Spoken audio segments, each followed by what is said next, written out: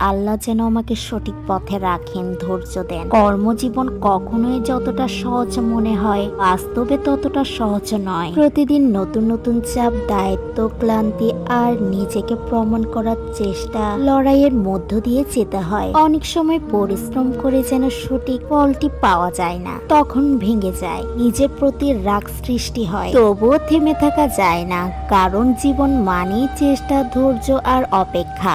আমি আমার দায়িত্ব ঠিকভাবে পালন করার চেষ্টা করি, নিজের সর্বোচ্চটা দিয়েই। কিন্তু সব ফলাফল তো আর আমার হাতে নেই।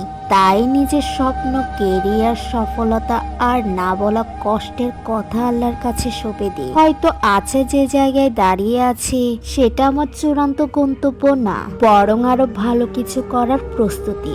আমি শুধু পরিশ্রম করে যাব আর নিজের পথ চলা চালিয়ে যাব আর বিশ্বাস রাখবো সঠিক সময় এলেই আল্লাহ অবশ্যই আমার জন্য সবচেয়ে সুন্দর দরজাটি খুলে দেবে।